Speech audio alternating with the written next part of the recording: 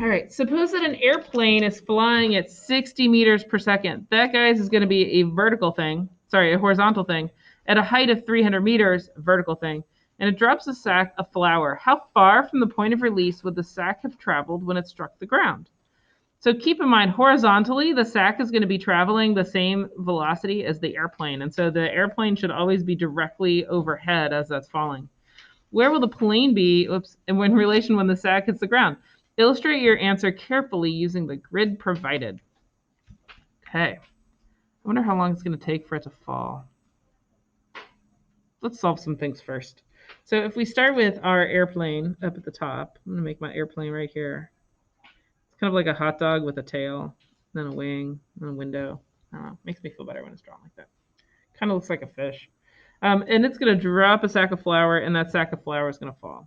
So first thing I'm going to do is kind of record my information. I'm actually going to do this a little bit backwards. I'm going to think about the values that I can solve for before I try to sketch my picture. I know that generally I'm going to have something that falls so that it comes down in a curve like this. It's going to be parabolic. And as that happens, this airplane is going to continue in horizontal flight. And so hopefully what should happen, and the answer to the second question, is the plane should be directly above the flour when it hits the ground. And then, of course, the flour is going to stop moving and the airplane's going to continue. And the reason for that is because both of them have the same horizontal velocity. Right? Does that make sense? So if our horizontal velocity doesn't change, it should be the same. So here we have our airplane flying at 60 meters per second. That's a horizontal thing. So we're going to have a velocity of 60 meters per second. It's flying at a height of 300 meters. That's a vertical thing. That's our change in y. And it's going to be minus 300 meters because it's falling downward. How far from the point of release would the sack have traveled when it struck the ground? The first question is asking us for the horizontal displacement. Illustrate your answer. So we know that our acceleration due to gravity vertically is going to be minus 10 meters per second squared.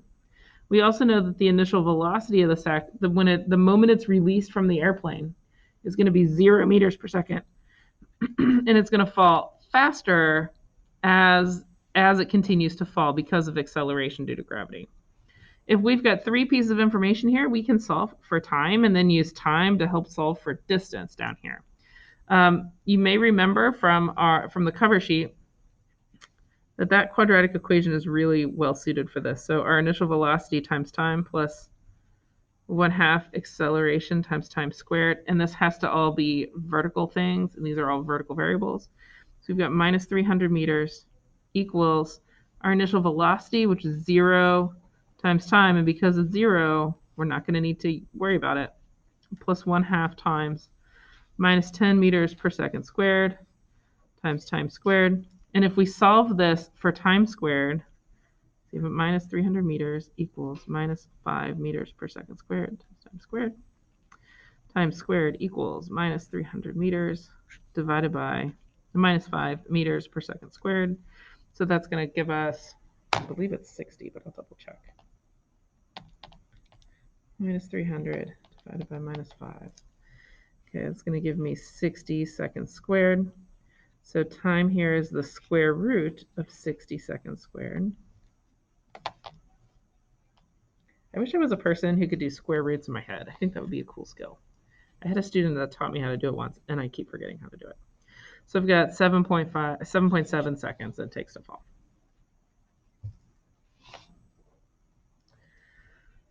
So if our time is 7.7 seconds, the distance that it's going to cover horizontally is going to be, let's see, our displacement is equal to our initial velocity times time, our horizontal velocity times time, which here is 60 meters per second times 7.7 seconds.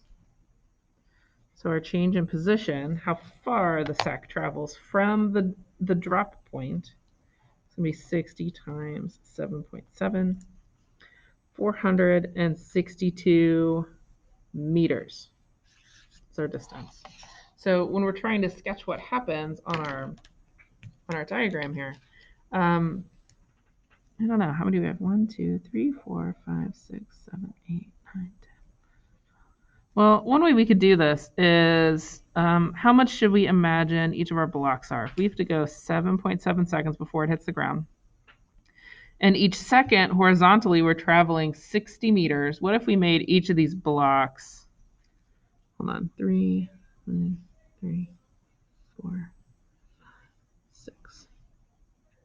What if we made each of these blocks 30 meters per second, or sorry, 30 meters? Which means that each second would be 2 of those blocks. So this would be the distance after 1 second. This far would be the distance after 2 seconds, 3 seconds, 4 seconds, 5 seconds, 6 seconds, 7 seconds, 8 seconds. Does that make sense to you guys? Because we're moving at a constant velocity across there.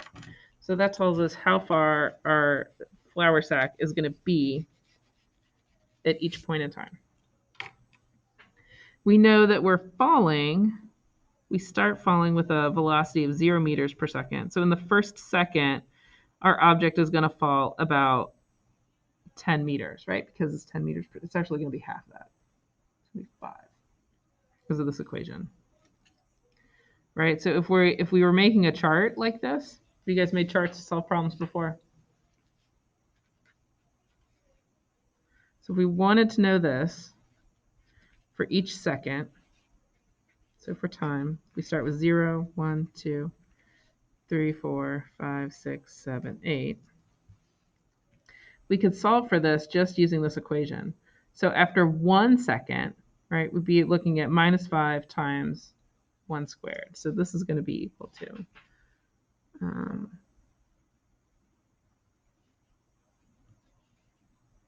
this is a really simple calculation we can do, so we can get really good numbers. If our time is 0, then the distance that we fall will be 0, and our dot's going to be right there where the plane is. After 1 second, it's going to be -5 times 1 times 1. So this will be, it's fallen -5 meters. After 2 seconds, 2 squared is 4, times -5 is going to be -20. The next one, 3 squared is 9, times -5 is -45. 4 squared is 16, times 5 gives us 80. 5 squared is 25, times -5 is 125. 6 squared is 36. 36 times 5 is 180. 7 squared is 49, times 5 is 245. 8 squared is 64, times 5 is 320.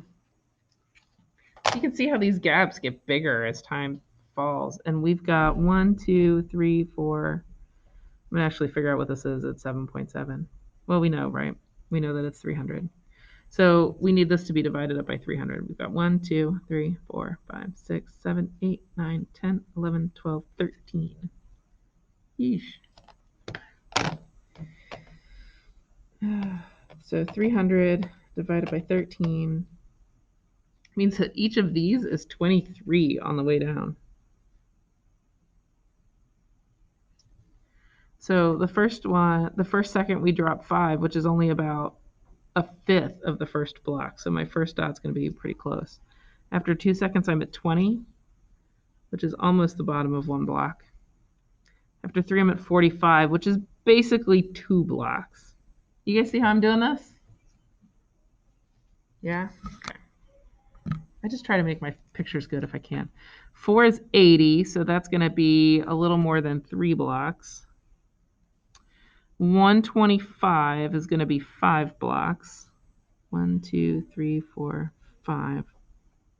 Am I perfect? No, but this is going to be close enough. 180 is going to give me, I think, about a little more than 7. 1, 2, 3, 4, 5, 6, 7. 245. That's going to be 8, 9, 10. 1, 2, 3, 4, 5, 6, 7, 8, 9, 10. And then 320 is going to be at 8 seconds. It's actually going to be almost a whole block below the ground, right? But if this is the surface, then we've already hit the ground. So got my dots here. Do you guys remember at the very beginning of the year and we talked about when we draw dots on graphs to draw the dot and then draw the circle around the dot so that you can see it? This is one of those times when that pays off. So if I draw a circle around this, it's darker. It makes it really easy for me to be able to see where my data points are. Because what I want to do is draw a line. If I just draw a line, I would draw a line through all my data.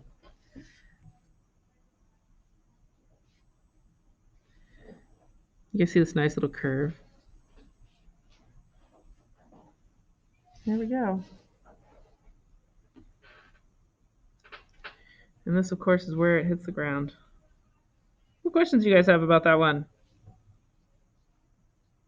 Do you have to do the calculation part first